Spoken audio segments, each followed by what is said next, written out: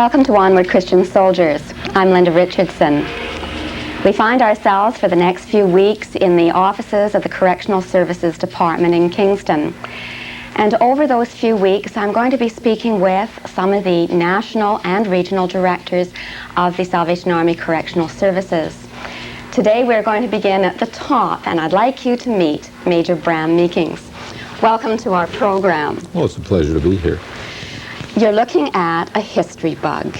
It was always my favorite subject in school. It was a major later on in my life, and I still hold a fascination for what goes on in our world. And the Salvation Army Correctional Services is a very, very large department, and certainly it had a beginning. And for the viewers of this program, I'd like you to take them back to that beginning and how did this all start? Well, I guess the Salvation Army naturally got involved in prison work because they were in prison. Much of our early work was out on the streets and caused quite a commotion for some people. And as a result of being out and proclaiming the gospel on the streets, several of our people were put in prison. Through that, they made contacts and started getting very closely involved with prisoners as they came out. So that the very early work of the Salvation Army in prison work was called the prison gate because we met people at the gate. We couldn't get in to visit them, so we would go and meet them at the gate as they were released, take them home, and through that a number of programs that are well in place today started. For instance, here in Kingston in 1904, the first parole officer in Canada was a Salvation Army officer. It was known as a ticket of leave in those days, and so the Army sort of pioneered that program through an officer who became the first parole officer, leaving the Salvation Army at that time as an officer to start that work. We've been in parole ever since, and have found it a very viable way of bringing men back into community and helping them adjust again to a regular life. The Salvation Army in Canada started its prison work in 1893, and that started in London, Ontario, just through the process of going to the local jail and having a service. And we've been doing that ever since, later in Toronto and then Kingston, and the work has gradually spread as we have established Salvation Army churches across the country. It's been part of our ministry everywhere we've been. And today it's certainly a much more sophisticated approach. We have a department now in Canada with over 85 full-time Salvation Army officers participating throughout the full gamut of correctional work, which starts in community with crime prevention and follows it through to helping people in the court setting, mainly provincial criminal courts and youth courts. And in some instances we're involved in the family courts as well. But there we provide services to witnesses, to victims of crime, to the offender, to his family, and also we try to minister to the people who are giving that service. Sometimes it may be police forces. In one or two instances, for instance, Salvation Army officers are the chaplains for police forces. And wherever there's a need, we try to bring good news, which is the gospel, and more so, the application of that gospel, which is love and concern and care for people, because really the whole system in corrections is one of suffering. Everyone seems to suffer through what happens through people not doing what's right or helping each other. And through that particular problem, we find a very open way of helping people at a time of crisis in their life, helping them to cope with very demanding and intimidating situations. So it's an ideal place for us to minister. We follow them from the court into the institution, and also we are ministering to families while their husbands or spouses are in prison, because we also serve women just as we serve men. Whether it be the women's prison or the men's prison, we try to help the families on the outside as well as ministering to those on the inside. And then we still carry on with parole. We're involved in parole, in some cases probation services, and we have a conglomerate of other services which provide alternatives to prisons, fine option programs, community service order programs, programs where we help at the area of bail verification and supervision programs, as well as new programs which we're starting, one or two in Toronto and Peterborough, address the matter of shoplifting and working with shoplifters. We have a program which we call HOPE, which offers hope to wives or spouses of men in prison by helping them budget, helping them get transportation to go and visit their spouses, and also helping them with their families and family life, giving counsel and an opportunity for them to meet and share each other's experiences.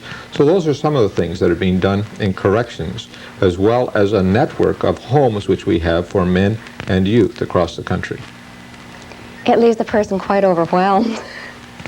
Now, you are the head of that department, and it's probably not your opportunity to be with the inmate, to extend your hand through the bar, perhaps quite as those who are stationed in Kingston do, but what would be an overview of your responsibilities as a department head?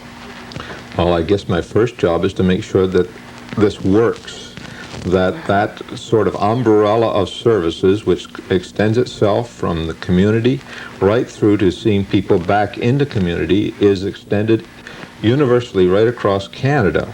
And so we do. We have those services from Victoria right through to St. John's, Newfoundland. In almost every major center, we provide those services through our correctional services offices. But remember, too, that the Salvation Army has a number of departments.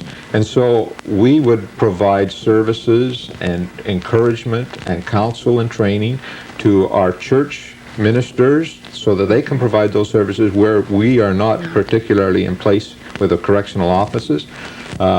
The Men's Social Service Department quite often will fill in for us if we're not in that community.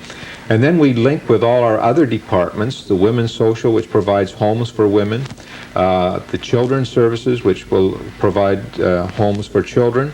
We'll network with them and also provide those opportunities of linking our clients with those homes and those opportunities. Our Harbor Light programs, for instance, for alcohol and drug treatment, we're able to refer men and women from the correctional scene into those facilities as well. We have a budget, of course, to look after, so I have to see that there is money, then funds are found for our services across the country. We see that personnel are in place, so it's all the matter of administration, networking within the Salvation Army. And we're in a unique position in the Salvation Army because we're a church, but we're also an agency. So we work very closely with John Howard, Elizabeth Fry, St. Leonard Society, Seven Steps, and a number of other well-recognized voluntary organizations. But also as a church, we work with Canadian Council of Churches, the Church Council on Justice and Corrections, and we're working sort of with several groups and several communities, as well as the Salvation Army, which has a number of services and departments. So our job also is to work and network and bring services together. And we work with governments because we're providing services through government contracts and government funding. And the other function which we have then is responding to the criminal justice system, speaking to issues that come out of the criminal law review, and reacting perhaps to issues that relate to community and to the church with regard to our moral standards and issues related to the law as they apply to those standards. So those are some of the things that give us something to do, give me something to do, and which I see as a ministry. I have a ministry to many staff people.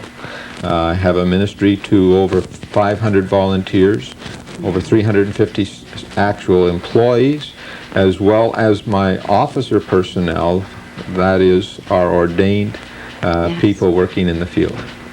A few weeks ago, you and I were at the same meeting, and possibly you weren't aware of that, but a friend of mine recently died, and he was one of your directors of the Moulton House in Toronto. At that time, you said one of the most significant things that I have spoken with many people about, because in describing my friend, you said that he was a man who knew himself.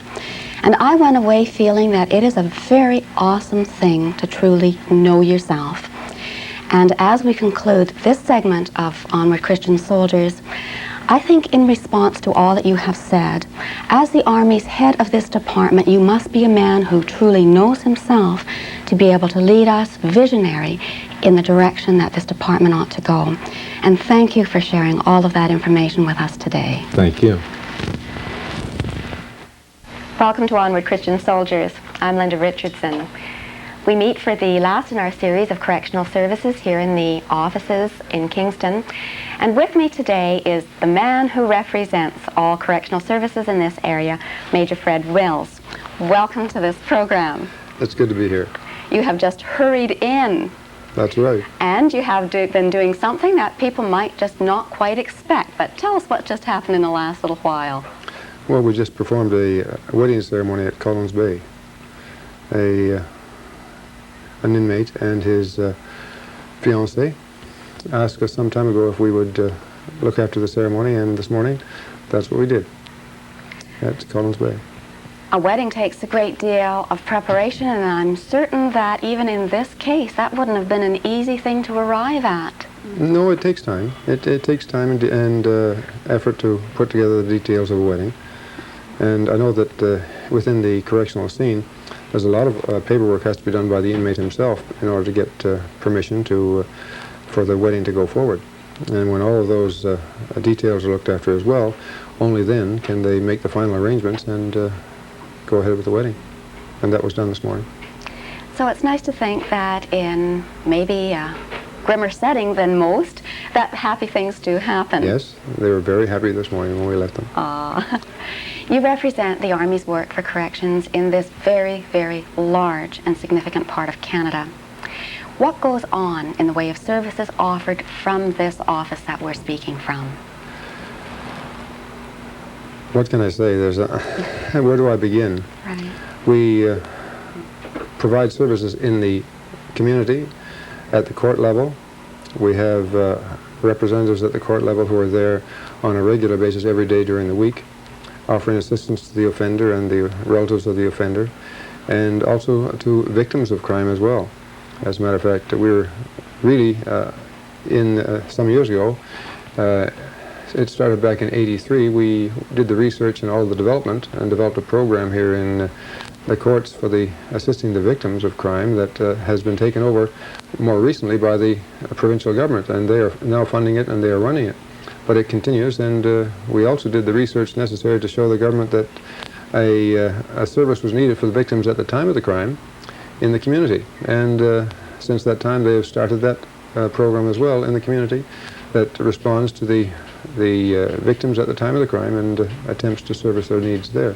So we have made a contribution in the community at that level, and we continue to serve in the courts, providing service where we can to the offenders and the victims at the courts. We oftentimes will meet an offender for the first time, at least from the Kingston area here, who gets a federal sentence. We'll meet them oftentimes for the first time. Our representatives will see them first time in the court. And when they're sentenced, we will likely see them again at the Millhaven Reception Center, where they go, and that's the point at which they enter the federal system. Yeah. And whether they're coming from the courts of Kingston or Toronto or wherever, if they have a sentence of 2 years or more, they will enter the federal system at the reception center at Millhaven. And there, every Monday and every Wednesday, we meet with the fellows in Millhaven Reception Center to let them know what the Salvation Army has to offer and what other services are available to them and to their loved ones who would likely want to come and see them and visit them. And we give them that information on Mondays and Wednesdays, and provide the opportunity for those who wish a personal one-to-one interview to speak with us. If they do speak with us on a one-to-one basis, oftentimes we will open a file on them, and if we do open a file on an inmate, then we will track that inmate from that institution to wherever he begins serving his time. If it's in this Kingston area, it's no problem because it is covered by this office. If it happens to be Warkworth, then we'll pass the information on to the Salvation Army officer in Peterborough, who handles Warkworth. But we'll follow up and we'll continue to track that person through the system, meeting with him on a regular basis and encouraging him during his time inside and helping him in any way we can. We do assist them in their release plans as well. And when they are coming up to be released to the community, we also provide parole supervision in the community. For example, in Kingston here, we carry a caseload at the present time of 26 parolees. And we do community assessments, of course, along with that. And this is something that is also done, not just in Kingston, but it's done at, a large number of centers right across the country. So that if a man is returning to Toronto and wishes to be supervised by the Salvation Army there, he can request it. Now, mind you, the final decision is left with the parole services. They decide as to whether or not the individual will get Salvation Army supervision. But nevertheless, it is offered, and we do make that service available. We have spoken with Major Bram Meakings, who has oversight of Army Corrections for Canada and Bermuda. But we also know that there is such a thing as Correctional Services Canada. Now, to what levels are you accountable? What do you mean? To both, to Major Meakings, well, to the country as well? In a very real sense, we are accountable to Correctional Services Canada to the extent that we have to work within the parameters that they lay on us. We're very careful to make sure that we don't in any way rock the boat, so to speak. We don't do those things that will hinder the operation in any way of the institutions that we serve. And we're very careful about that, because to do anything of that nature would jeopardize our ministry, our opportunity to serve the men who are inmates, and also to the officer staff who are there. We're there really, and at the same time we have a responsibility to our headquarters in Toronto, and to really to follow the directions that they give us as well. So there's a two-dimensional thing to it there. You mentioned about parolees. Is that something that is new to the services offered by your office here? No. As a matter of fact, this is something not generally known, but historically the Salvation Army was the organization that started parole services in Canada. And the W.P. Archibald, Brigadier W.P. Archibald, was the man who initiated the Ticket of Leave program, and was subsequently seconded by the government to start the program right across Canada. So the Salvation Army has been in the parole service business for a long, long time. How better off we would be if we knew some of our own history, and as we work from day to day, to walk in the rich heritage from which we really come. Very true. Very true. As the overseer of all of the ministries for corrections in this area, what would be a day in the life of Major Mills? Because you have mentioned so many things that it's going to be a person wildly chasing from day to day to day. Well, for example, on a Monday, on a Monday morning, I'm at the office by about 8 o'clock. Picking up the things we'll need, and with another associate, the two of us will leave for Millhaven by about 8:25, and we're there by about 9. Then we go into the institution for an orientation session with the newcomers to the reception center, and that means the ones who have just arrived since last Wednesday, since the past Wednesday. And then we'll meet with them as a group, and we'll give them a handout package that contains the information that we want them to have, and then we'll share with them the information as to the services we offer and the services that are available in the community to their loved ones if they're going to visit here. And after that's done, we will do interviewing with the population in the morning, and then we'll come by 11 o'clock or 11:15, we'll go for lunch, and from there we'll go over to the minimum security institution of Bath, which is just a stone's throw away from Millhaven. And there we'll make our contacts and do our interview work at Bath between 11:30 and 12:30. And maybe 1:45, and we're back by 1 o'clock to the Millhaven Institution, where we'll distribute literature. And we have quite a variety of, really a good selection of good reading materials, and magazines, Bibles, New Testaments, inspirational books and pamphlets we have that we give out and greeting cards to the fellows, and we'll distribute these in the afternoon and also do interviews. And we usually leave the institution by 3 o'clock, and I'm back in the office by 3:30, and by 4:30 I'm heading for home, and then at about 6:45 we go over to Collins Bay for an institutional fellowship service in the evening that lasts from 6:45 until from 7 o'clock really until about 9:15. It's interesting for viewers to know that the life of a Salvation Army officer is not a life that is fitted nicely between 9 and 5. No. That what begins never really stops. It's not a job, it's more of a lifestyle. That's true. To try to meet the needs of people who are behind bars, and yet the families who are prisoned in another sort of a way. And I'm sure that the viewers would want me to express health to you, that Thank you're you. able to maintain the pace that this area puts upon a director, and to wish for you on behalf of all those that you serve that you'll be able to meet the needs Thank you very that are much. deep within their hearts. Thank you. Welcome to Onward Christian Soldiers. I'm Lynda Richardson. We welcome all of our viewers back to the offices of the Correctional Services Department in Kingston. We've already had the opportunity of meeting the Army's Correctional Services Secretary, and today we have the opportunity of meeting his wife. I'd like you all to meet Mrs. Major Ruth Meakings. Welcome to our program. Thank you. We talk about a world of corrections, and I think the first thing that our minds tell us is that it's really a very male-dominated world. But at the moment, I'm finding out that that's really not the case at all. I've been reading in the last few days about Kate Booth, who herself was in prison because of the work that she did amongst the people in France and in Switzerland. And I'd like especially to talk with you today about the ministries to women, to those who are in prison and those who aren't.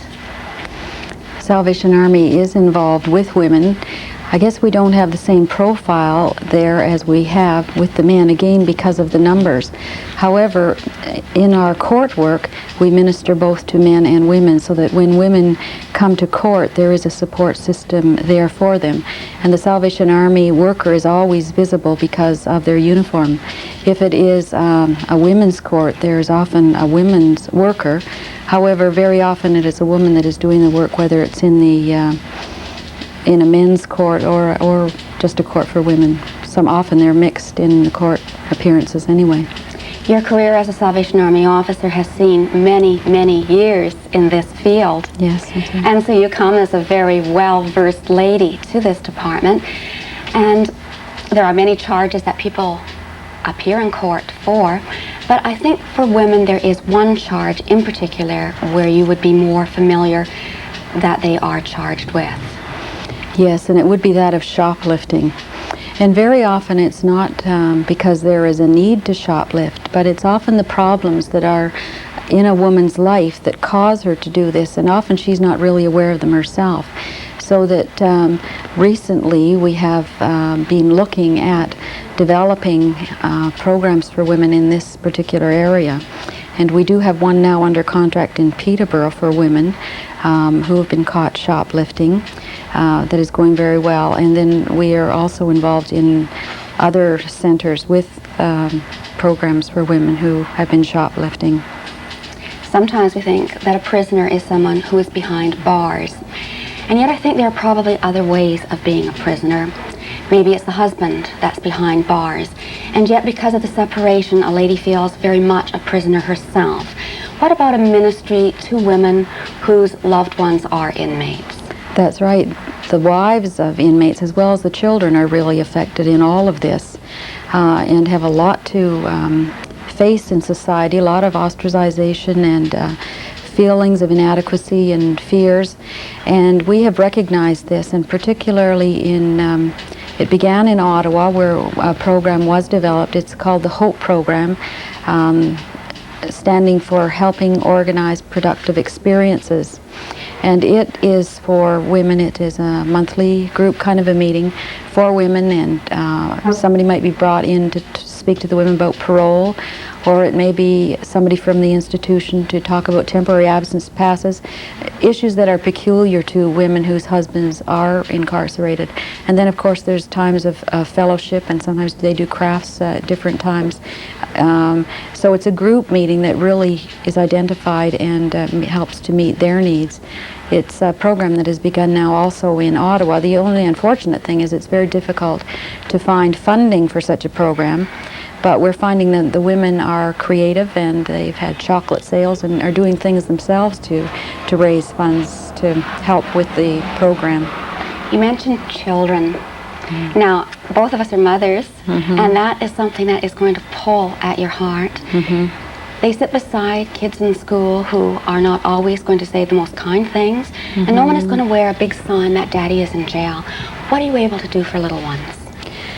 Well, I think it's an area that we are very concerned about and looking at, and we often are involved in conferences and situations down in the States, and we see more and more happening with family visits and visits.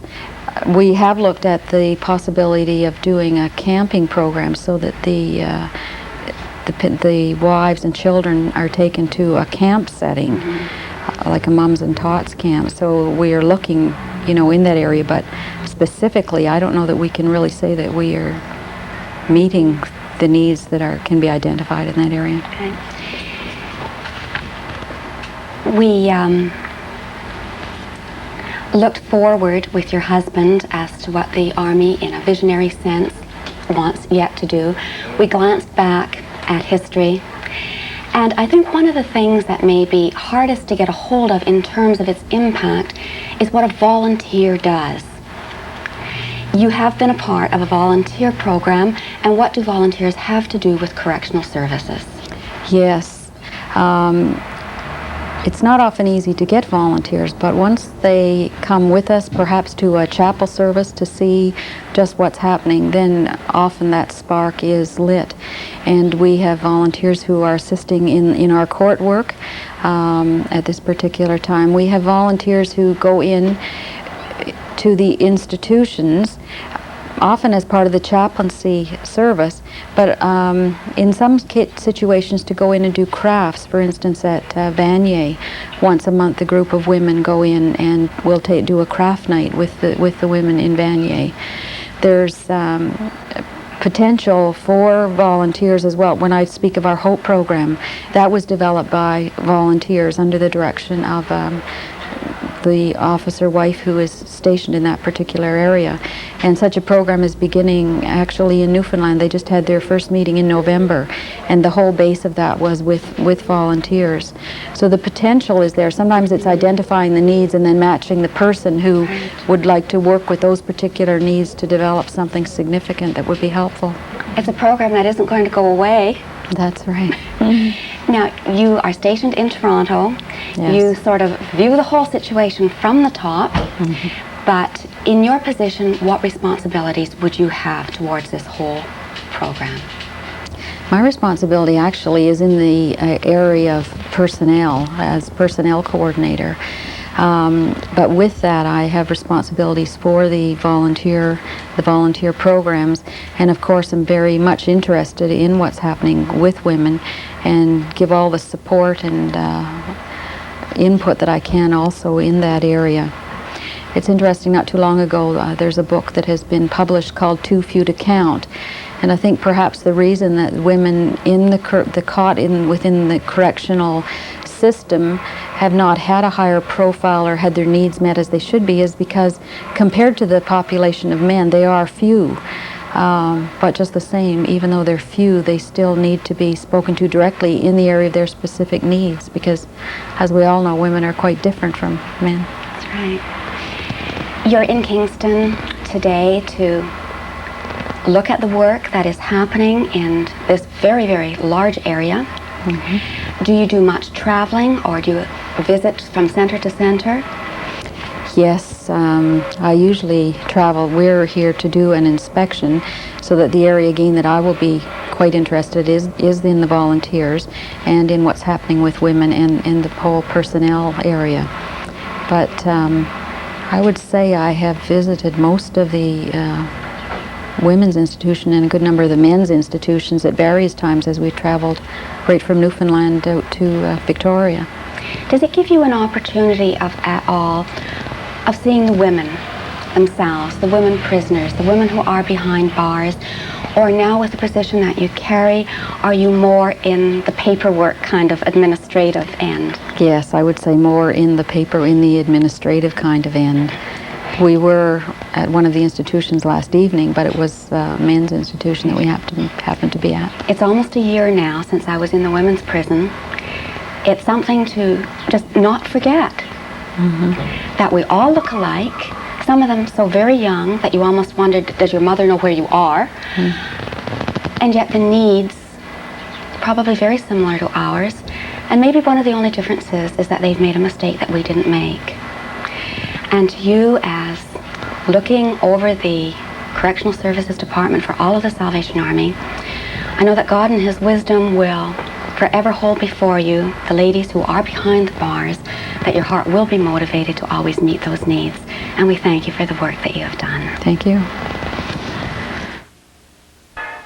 Welcome to Onward Christian Soldiers. I'm Lynda Richardson. We meet back this week in the Correctional Services Office in Kingston, Ontario. And with me today is Captain David Moulton. Going back a number of years, and I'm not going to just mention how many years that is, back to Winnipeg, Dave and I met. Yeah. And it's been, I think, almost all of those years since we really ever had a chance to be together and to talk. I look forward to when that was going to happen, little thinking that it was going to be with a camera on us. That's right. But if we could just take a moment to catch me up, how has the life of David Moulton been? We both left Winnipeg, we both gotten married. What's happened with you? Well, the last 20, 25 years have been exciting years, as you say, having gotten married and having gone back to school and gone back to Salvation Army Officers Training College and becoming an officer in that period of time, same as yourself and your husband and family. And I've been involved now for the last 20 years, mainly within the correctional services field, within Ontario here and within the Salvation Army. So you come full of wisdom and knowledge that you're going to share today. Well, I tell you, really full of wisdom. I often say that people often comment about being 20 years in the correctional system, and I often comment the fact that I guess I needed a lot of correcting, so they've left me in there a long time. Okay, now in the length of time that you've been there, it's certainly within the last few years that you have had the oversight of some very rapid changes. What's been going on in the last few years? Well, the last 15 years, really, there's been some tremendous development within corrections and exciting things happening within corrections. I guess a couple of the main opportunities have been around the fact that certainly both federally and provincially, and here within Ontario, has been the opportunity and legislation related to temporary absence programs that have allowed people who are in custody to be out in the community serving their sentences in a much more meaningful and responsible way in terms of work, going to school, and that type of thing. And so those opportunities have allowed people out into the community. Also, they've opened the doors much more to allow the community into the institutions, volunteers coming in, helping with literacy programs, chaplaincy programs, and that type of thing. And I think that's been a good development, to see that openness and that sort of open communication between the community and the traditional correctional institutions and programs. The other major factor has been the fact that the government has agreed to contract for services in the community with community agencies such as the Army and church groups, other voluntary sectors. And I think it's just helped to provide a whole variety of programs in the community that weren't there 10 or 15 years ago, where it was just basically either got a fine or you were sent to jail. It was about the only options the courts had. Now you have community service order programs, you have fine option programs, you have bail programs, all kinds of different options that are available both to the court and the criminal justice system, as well as for the individual, to make that whole experience much more meaningful and less a debilitative experience, which jail often is. But it's making it much more a rehabilitative process, a regenerative kind of renewing kind of process, which is exciting. Great. You come to us wearing more than one hat, in a sense. Yes. To kids, you're a father. To Jean, you're a husband. But to the Salvation Army, if I were to look it up in that little red book, would probably tell me that you are the executive director for the Salvation Army in the Metro Toronto area, as well as you're a regional director. What does that all mean? Well, it means a lot of work, I guess. As my primary responsibility is to give direction and administration to our Salvation Army Corrections in the Metro Toronto area.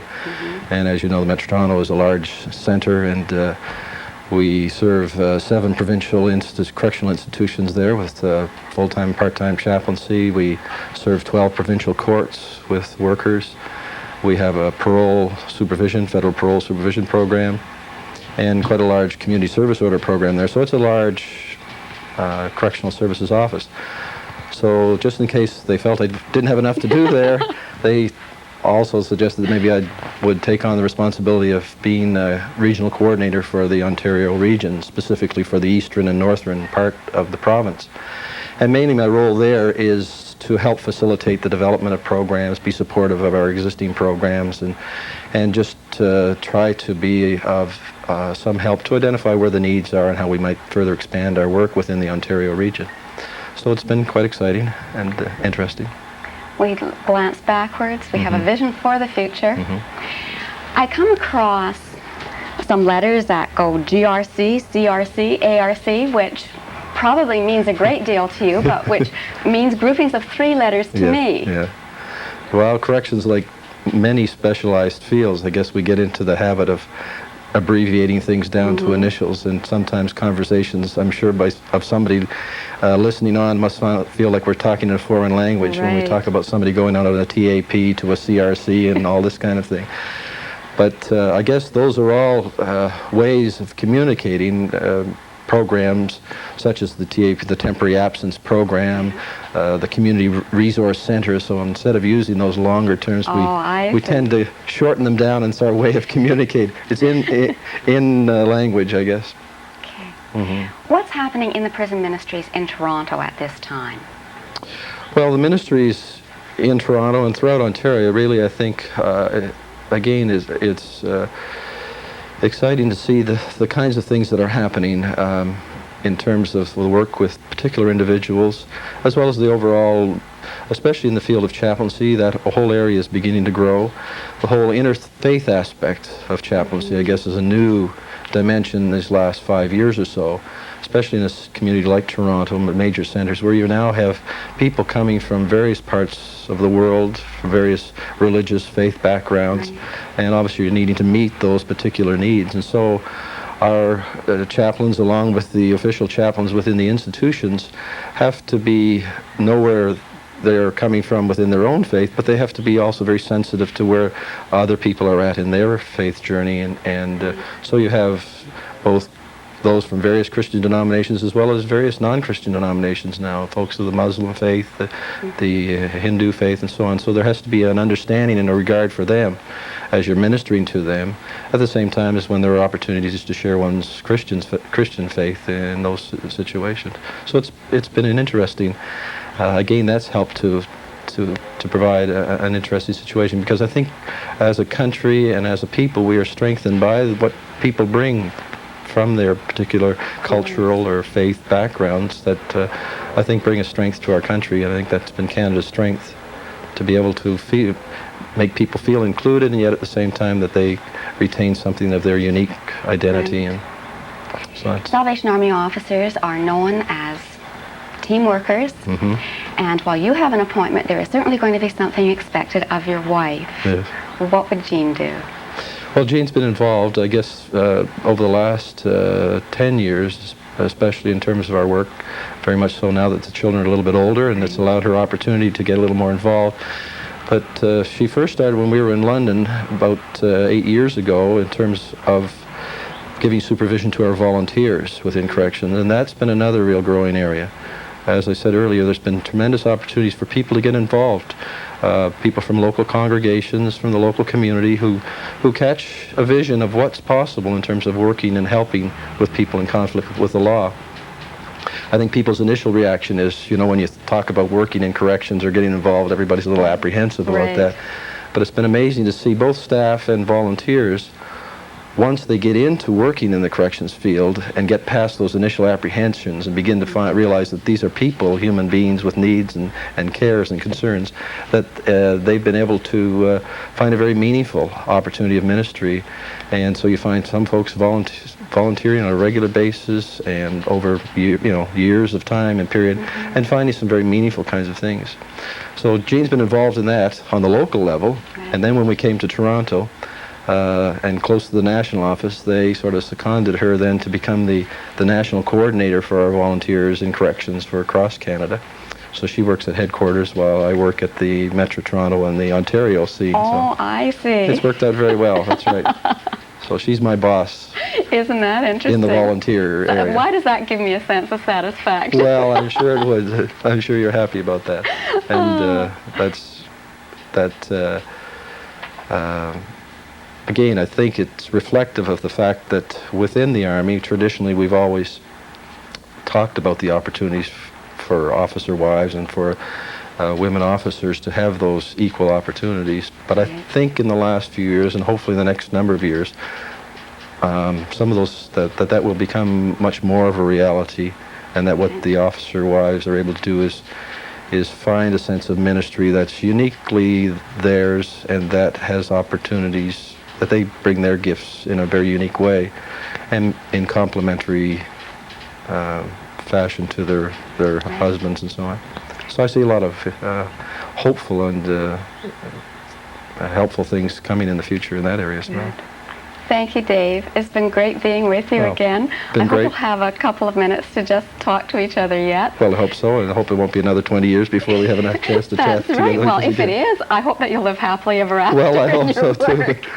Thanks so much. Well, we appreciate that. It's been nice to be able to talk with you and to be here today. Good. Thanks.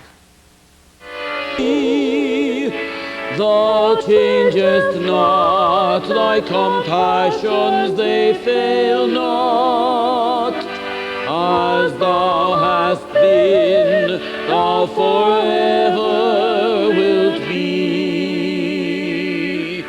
Great is thy faithfulness, great is thy faithfulness. Morning by morning new mercies I see. All I have needed thy hand hath provided. Great is thy faithfulness, Lord, unto me.